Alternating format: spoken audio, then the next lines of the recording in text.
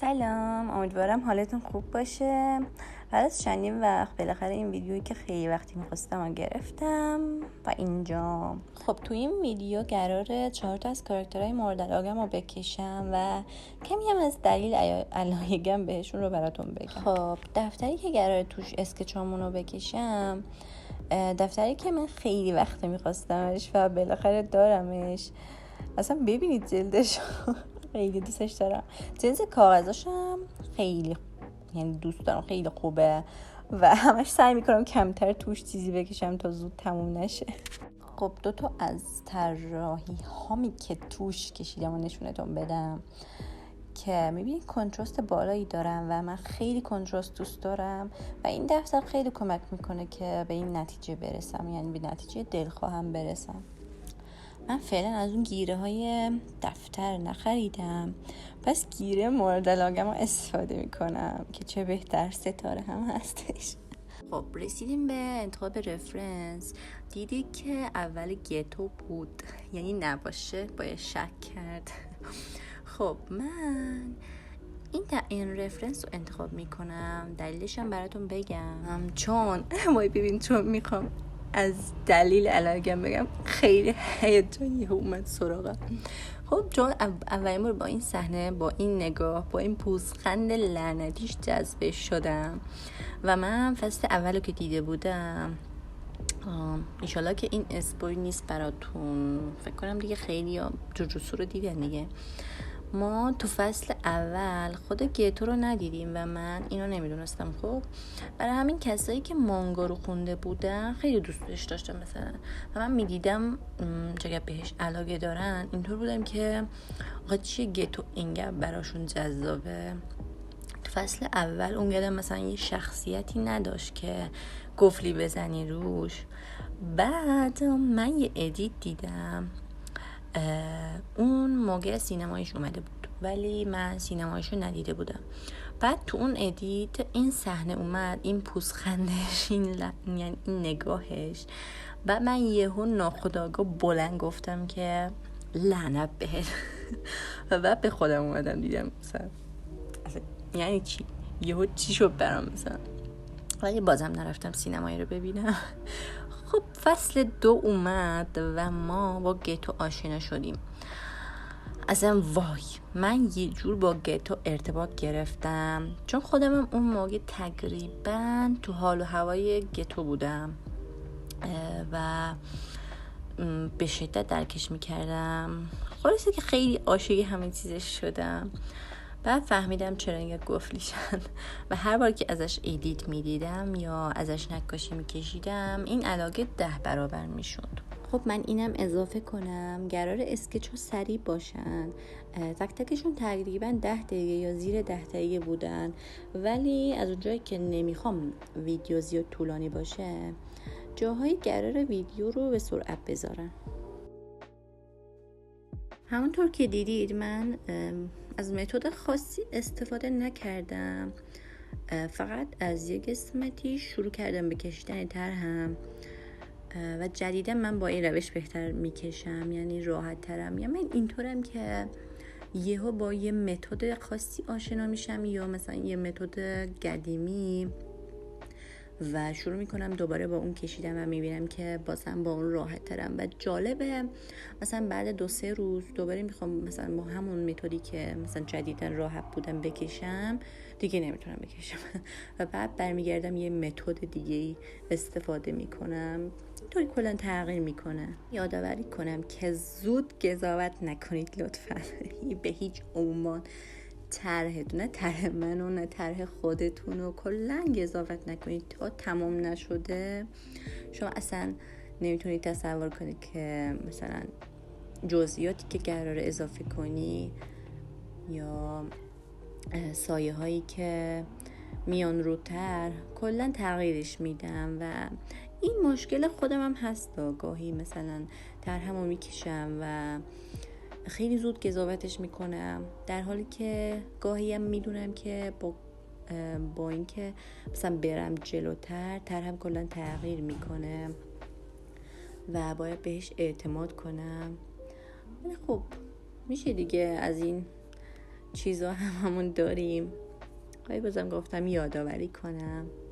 نمیخواستم این ویدیو مثلا زیاد آموزشی باشه.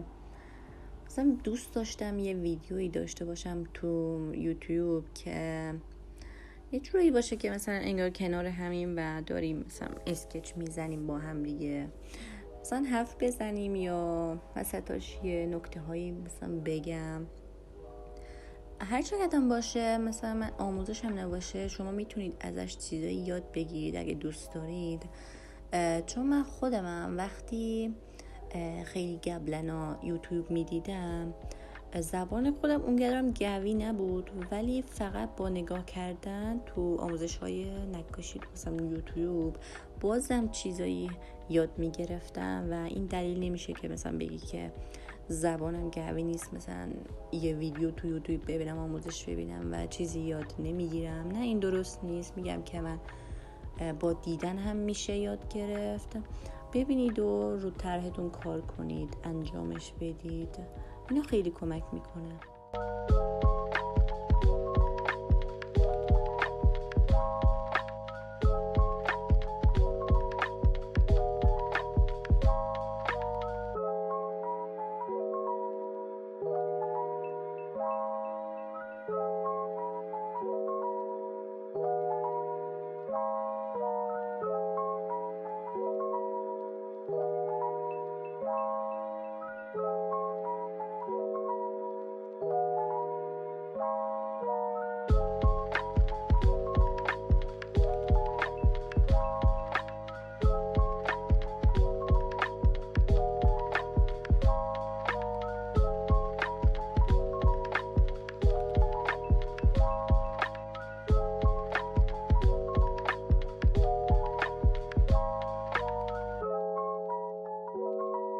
خب این از گتومون و میریم سراغ کاراکتر دوم که هیکارو هستش، از انیمه تابستونی که هیکارو مرد. The Summer Hikaru Died.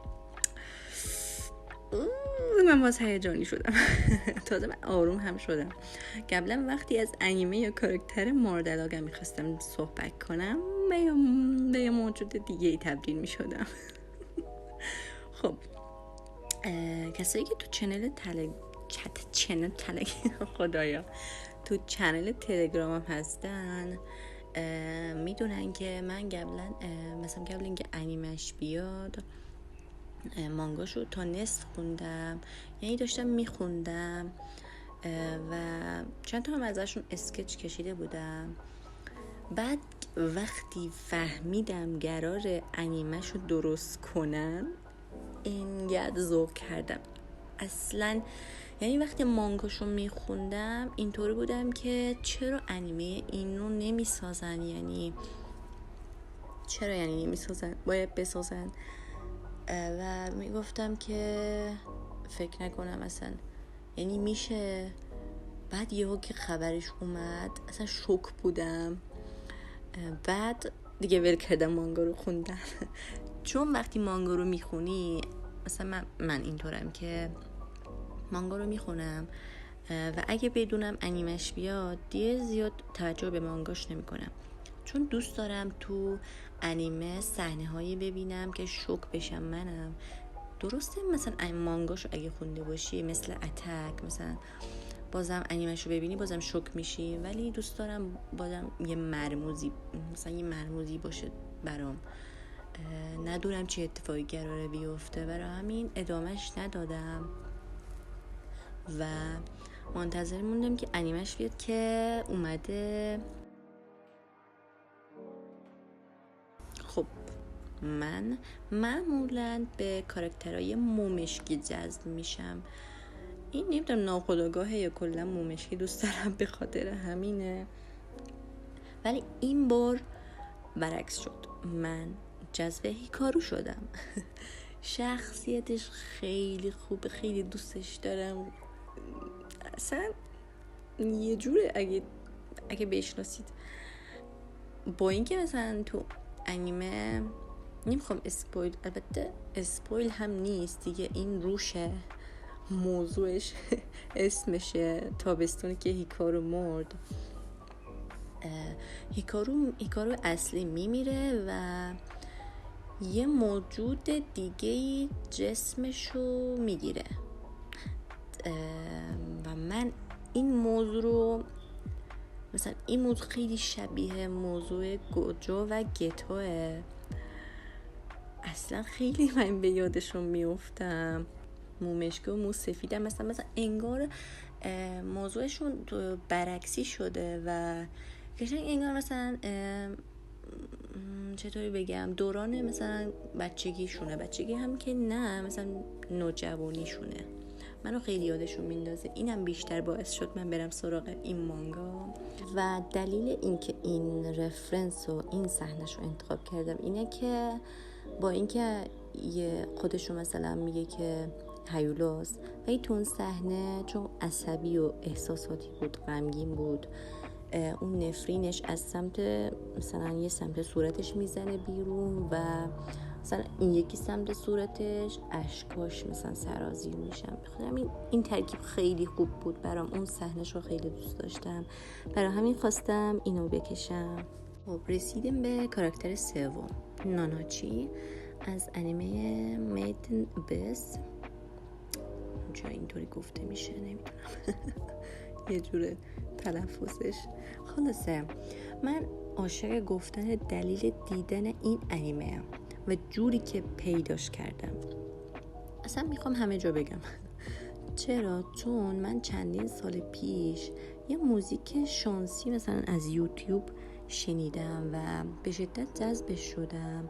خیلی مرموز و همزمان غمگینه، یه جور اصلا هیجان داره. اسمش هم این گوشه می نویسم، تو چنلم هم هست.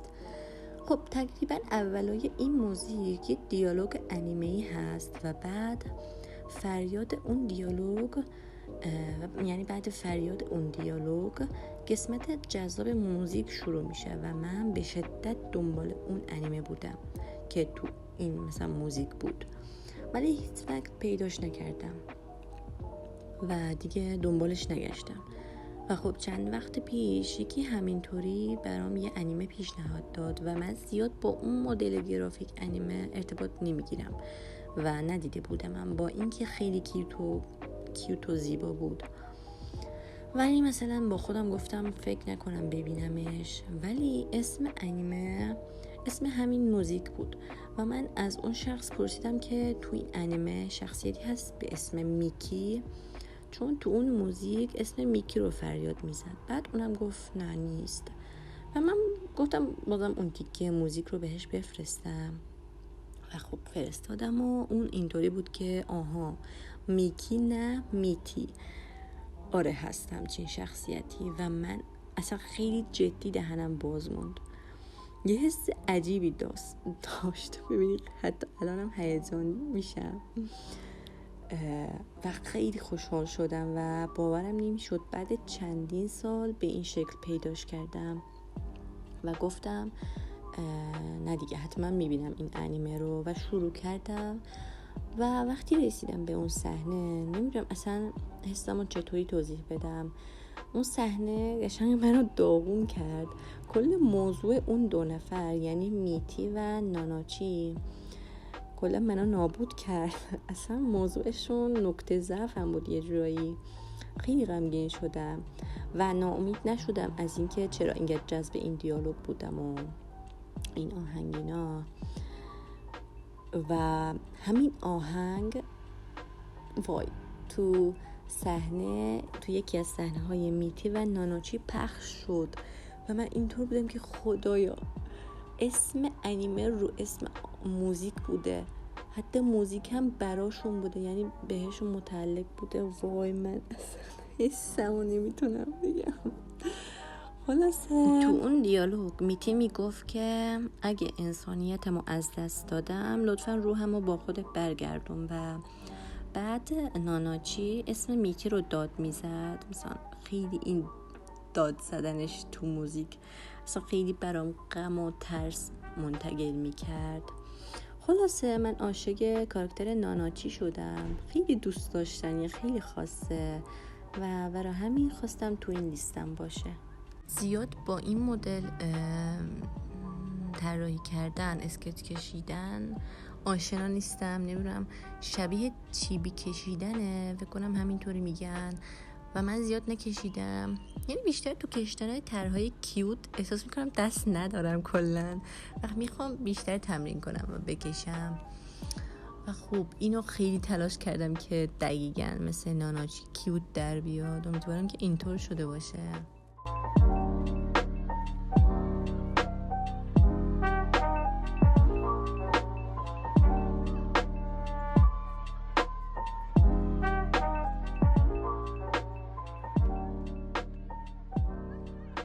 خب رسیدیم به کاراکتر 4. درسته شیلیان یه کاراکتر دونگواه. دونگوا همون انیمه هست. بهش انیمه نمیگن چون انیمه ساخت ژاپنه و دونگوا ساخت چین.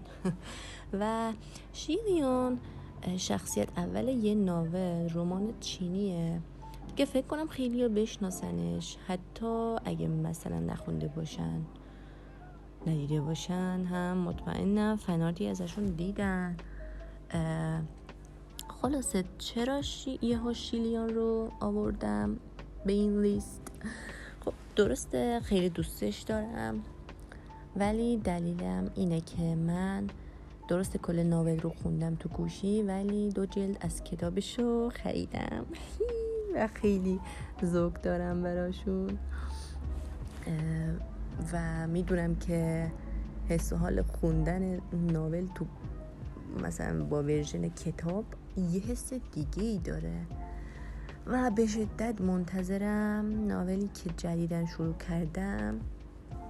اسمش موداوزوشی بود که انشالله که درست تلفظ کردم.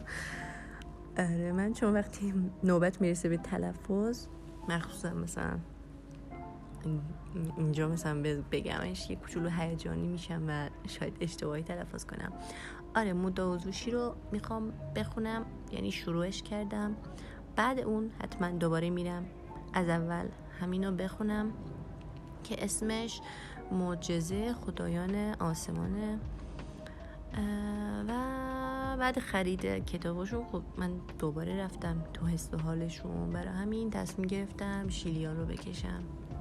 نمیدونم چرا حس کردم تو موضوع این ناول کمکاری کردم چون خیلی دوستش دارم. خیلی ناول خوبیه، خیلی اصلا ناول های چینی مخصوصا که BL باشن عشقن، اصلا خیلی خوبه و این اولین ناول از این نویسنده بود و الانم دارم سومیشو میخونم، یعنی ناول سومیشو میخونم. کلا خیلی خوب مینویسه این نویسنده، شخصیتاشون، داستان، موضوع کلا خیلی خوبه. فقط همینو دارم که بگم، خیلی آدم جذب خودش میکنن و قشنگ میری تو داستان باهاشون زندگی میکنی، خیلی خوبه.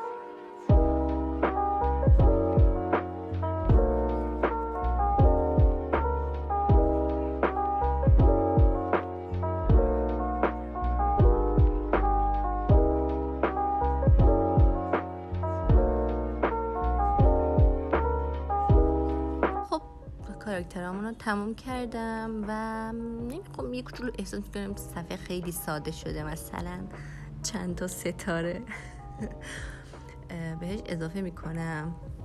دیگه منو بشناسید میدونید من چقدر ستاره ها رو خیلی دوست دارم و میخوام کل صفحه رو با ستاره و سپارک پر کنم. باورتون میشه من تازه اینجا دیدم که موهای ناناچی رو نکشیدم خالصونم دیگه کشیدم و اینا هم دیگه تمومن. امیدوارم لذت برده باشین. ببخشید دیگه به خاطر چند تا کلمه اشتباهی، چون خیلی هیجان داشتم. همین دیگه، خدا نگهدار.